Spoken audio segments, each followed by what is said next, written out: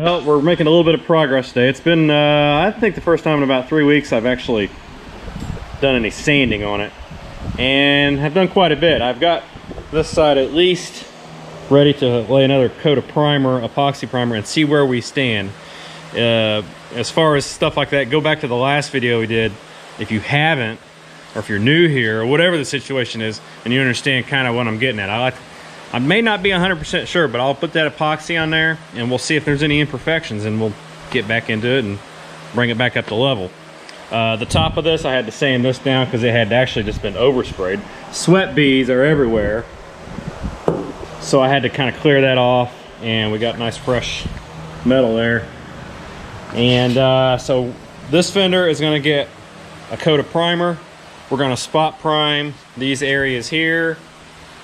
And over here, I've done some more block sanding, a little bit of that, and this area, which has been a big pain in the backside. Probably the worst of it is right here. The red is a little bit of the, what do they call that stuff? Shoot, I can't remember. The glazing and spot putty. It's lacquer, so you gotta let it shrink before you go spraying stuff on it. That's had ample time to do that.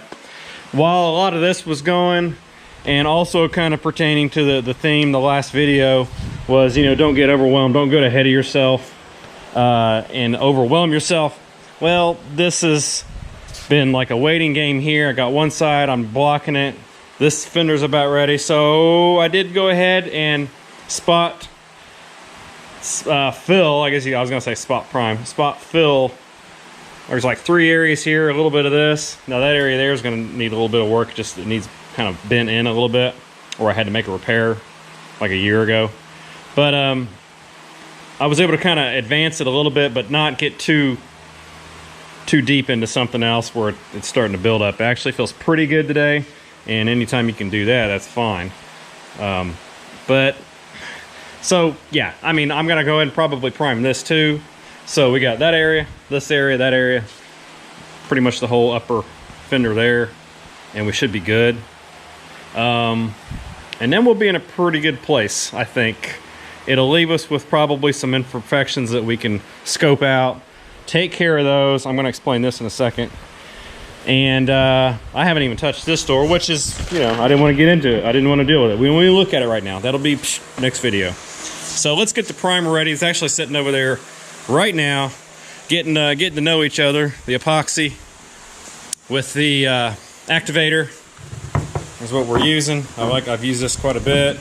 491-16 full epoxy from Nason. Activated with 483-19. Put a little bit of reducer or lacquer thinner in there. It's been stirred up good. It's been in here for about 5 minutes. I'm gonna spray it. Okay, so we've applied our primer on those spots I just showed you a moment ago. Actually, I got a little liberal with it.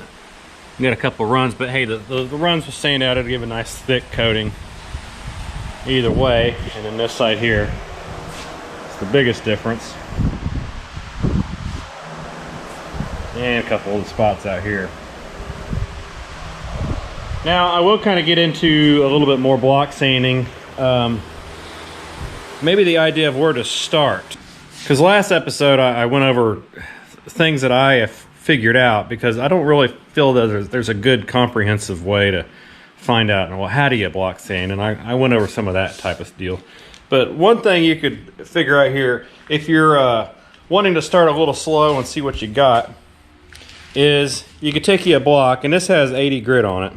And this is a Durablock, so it's pretty flat here, you know. Smaller ones are not a big deal, but just any kind of a nice flat block, put you some sticky 80 grit on it. And what I did here first was start here, and I was worried about this body line here and here. And these Dusters and Valiants and Darts and stuff like that, they're kind of segmented. It's not a rolling curve like you would have on this car, where everything is on a consistent smooth until it hits that line. It's just almost on a round cylindrical shape. Okay, that's what you're getting right there. So this car might be a little harder in that respect, but we'll worry about that car when we get to it. But a lot of cars do have these kind of flattened areas. And this isn't totally flat either. You could put a straight edge on this and see it has a little bit of rock, a little bit of crown to it.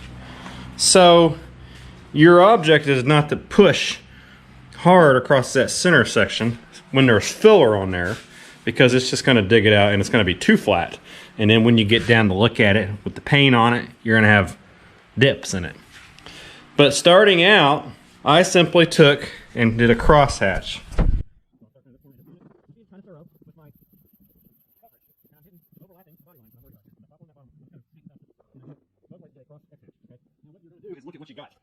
We see through here, we're in pretty good shape.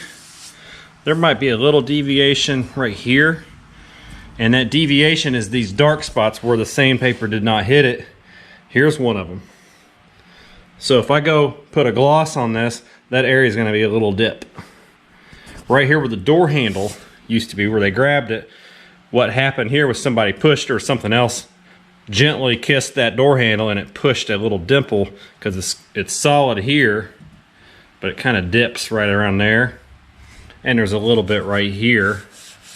Yeah, I can actually feel it right there. And a little bit here. Now, I'm not so worried too worried about this here, because the door handle does visually and aesthetically take away some problem there. This one though, I would like to fix, because that will show. The light will hit it and dance around it, and it'll look like there's something going on there, which there is. So best thing to do, since that is a door handle on the spot there, very, very limited filler there. But what we want to do is take a hammer and dolly and go, especially from the back side, and brace it up, and then you can hit it and tap it here and try to get it as flat as possible. Then use a little bit of filler. That filler will flex a little bit, but you don't want to put so much that it cracks it, because you have that flex there from your door handle being pulled and shut. Same thing with that one. So here we go on the lower section of this, kind of fuselage type deal. We did from here to here, so we need to see what's here and here inside of this whole scope. So let's start here. And if this body panel is sticking out at all, it's going to impede you coming across here. It's going to, and it might give you a false reading. So make sure, if you can't do that, that you hit it this way until you get out free from it, like that. And then you can go to town with it. Make sure you hit the crown of the body line, top and bottom. That way it gives definition to what you are doing. About 3/4 of the way through it here on one pass. And then we get up to this corner, we'll do it like that.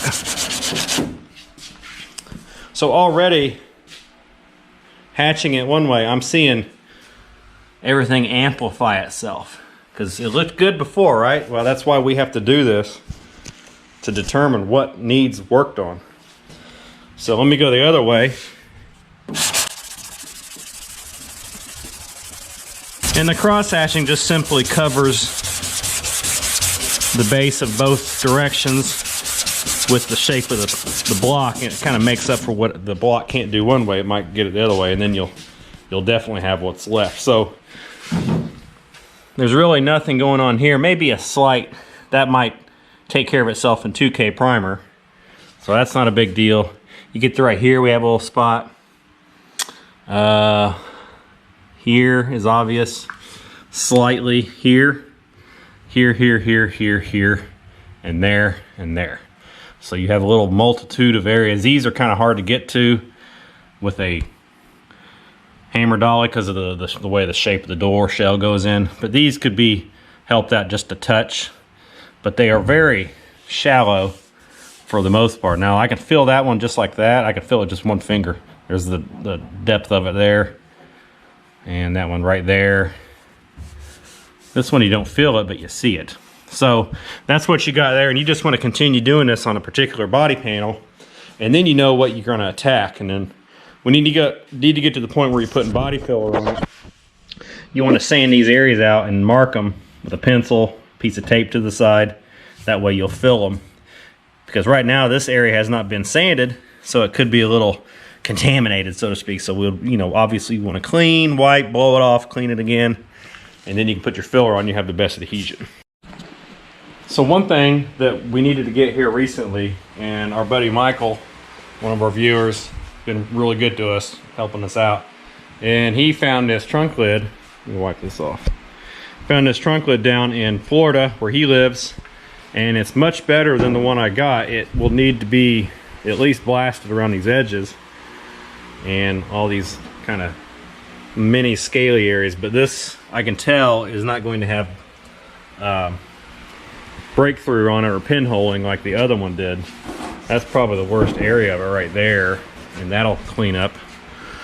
And this is where they are bad. On the one I have over there that I had dipped, it ate this out really bad, and so we're good. That's just the paint, the green paint that was underneath this yellow. So this one is in much better shape. So like I said, what I'll do, since this has some of this stuff going on here, and it has the old seam sealer, and I don't really want to go to the trouble of having this one dipped, I'm just going to blast those edges real good, and then we're going to knock out all these type of areas like this, and then we'll see what we got. If I could put some on the inside of this thing, like some Eastwood frame coating on the inside, we'll do that. But that's the final body panel to complete what we need to put on this car in order to get it all blocked out and hopefully have it ready by paint, or for paint by cold weather. Right now, as of this filming, it is August the 4th. So hopefully we can get paint on it by cold weather. Not sure. The way things have been going, the weather and all the hot and all that stuff, and me not really wanting to deal with it, you know, it might end up being in the spring. But I'm going to say, if anything, it will be ready to paint. It will be in green by next spring, one way or the other, whether it gets painted then or it gets painted this year. But we need to get going on this car. All right, so a little bit of bumping on them series of dings right there. I went across this body line, had a little shallow one there. I was barely able to bump this one out, and then that one. This one was pretty shallow, so I did not try to bump it out. Went ahead, laid some filler on it after I scratched it up with some 80 grit, cleaned it off, blew it. So the method I like to do when I get ready to put any filler or other primer on there is I will blow it off first, get the loose dust off. I will wipe it down with just a dry towel. That way it doesn't cake it into any pores like you might have right here, any areas like that. And then I'll take the blow gun again and just psh, psh, psh. And then by that time any of the loose dust is gone, and it just takes out anything that might be stuck in one of those pores. And then I'm ready to go. So that's what I did there. I'm probably going to call it a day as far as working so I can put this video together, because I'm behind on videos. Let's just be honest about that. So we've got that mudded in. This, we'll see where we're at once it's all ready to go as far as drying. The hood's looking pretty good. Got a couple spots. Any of the green marks is a spot. And I'm going to get to the one here in a minute. I know some of you will say, hey, I haven't been waiting for it. Green spot. Green spot. Okay, get the idea. Right here, there's a hole that needs to be welded, probably with a piece of trim, because this one came off of a 75 Valiant. And what that leads up to is this right here. What is this? Well, this is the original fender, to my knowledge, best of my knowledge. This is not the original hood, but obviously it's a 70 through 72 hood. And I want you to look right here. See the consistency of this line between my fingers and thumb? Pretty good. I mean, it's old school quality control, but that's pretty good. We can work on it a little bit. But right here, our 75 fender fits for the most part, has a little differences in the inner structure. But look at this one here. And it's not an adjustment so much. You can bring it down about that much there, and it's still, this is really fat. So what this indicates is I'm going to cut it, cutting wheel, and we're going to knock that up, and then we're going to weld it back together and try to make it more consistent. Because by the time this thing gets painted and you have all the trim, that will probably stand out. And we don't want that to stand out. So if you got a 73, yeah, let's see, 73 and up fender, just keep an eye on that. Make sure that that's not an issue when you have it pre-paint, because it's something you can fix while it's down, because I think that'll stick out like a sore thumb, especially at this angle right here. That kind of hangs out, it's low. This is kind of more athletic looking, a little smaller. So that's what that's about. But a couple of these cut issues like that, I'm just gonna wait till we get everything straightened out on the filler work, and then we'll do it. It's just, it'll keep that overwhelming thing down to just isolated little issues. And like I said, we did a little more filler here and sprayed some primer on it. And man, we're doing pretty good. Pretty good considering I came out here kind of in a depressed mood today. Kind of not feeling it. Had to get me a Red Bull and a snack, and I got going, and this is what our results are. So keep plugging away. I know it gets discouraging, or other things get discouraging in life, but don't let it pull you down. Try to do something to feel good about what you got going on. And what can I say?